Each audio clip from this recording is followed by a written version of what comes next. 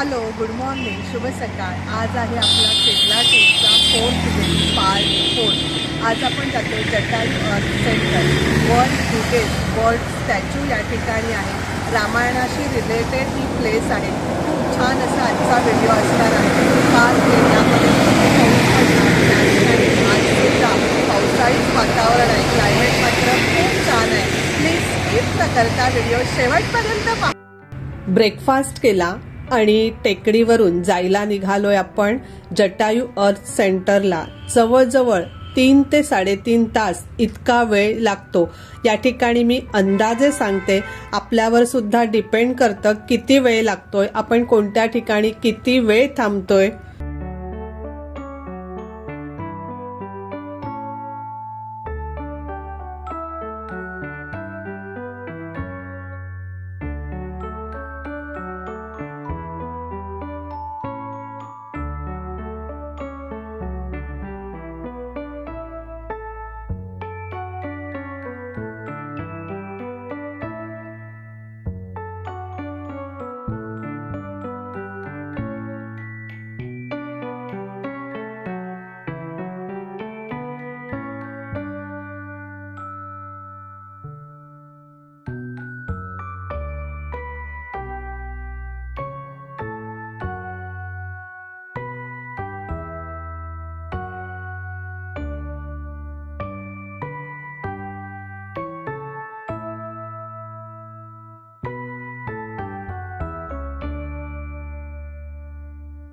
सुरुवातीला आपल्याला entry ticket घ्यायचं आहे, नंतर पुढे जाऊन रोपवे साठी आपल्याला या ठिकाणी वेगळं तिकीट घ्यावं लागतं। या ठिकाणी सगळं काम अगदी सिस्टमॅटिक आहे, त्यामुळे जास्त गर्दी पण आपल्याला या ठिकाणी दिसत नाहीये।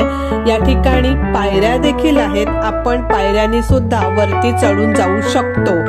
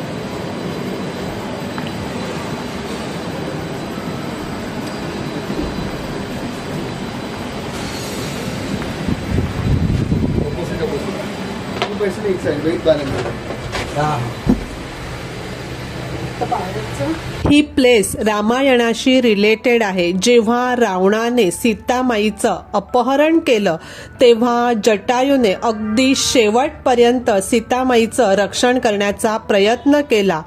जटायू आपल्याला ऐकत नाही हे जेव्हा रावणाच्या लक्षात आलं तेव्हा त्याने जटायूचे पंख छाटले आणि अतिशय गंभीर अवस्थेत जटायू या ठिकाणी पडला।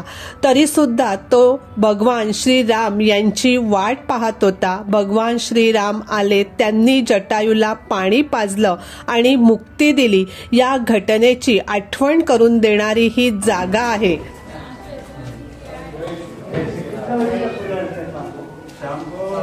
कैसा है वहाँ से भेजेंगे खुला खुला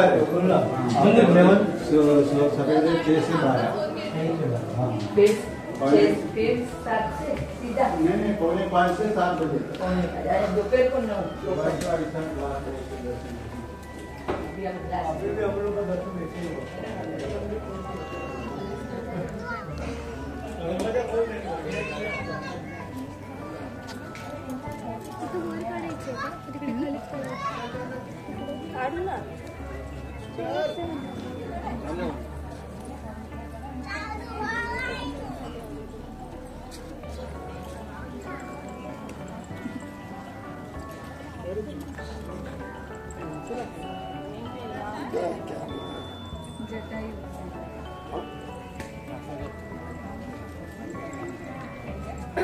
इथे रामाचं मंदिर आहे.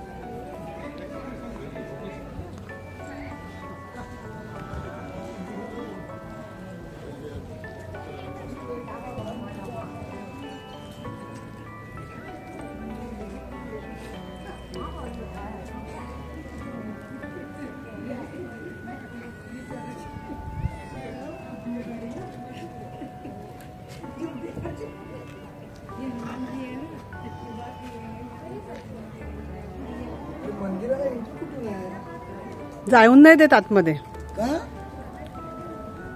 बंद आहे ते? अलाव नाहीये.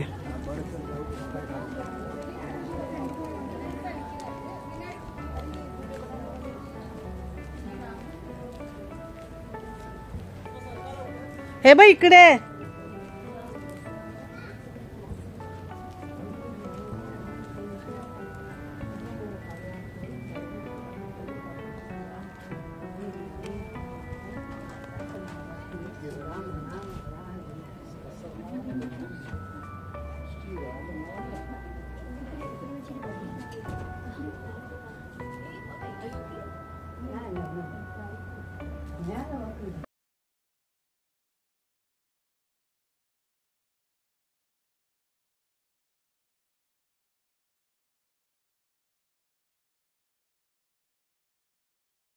ह्याच्यावर काढलेलं आहे ना वरती बघ, हा, ते त्याच्या पायाची ठसे आहेत आणि ह्या त्याच्यावर उठलेलं आहे खाली आणि त्याला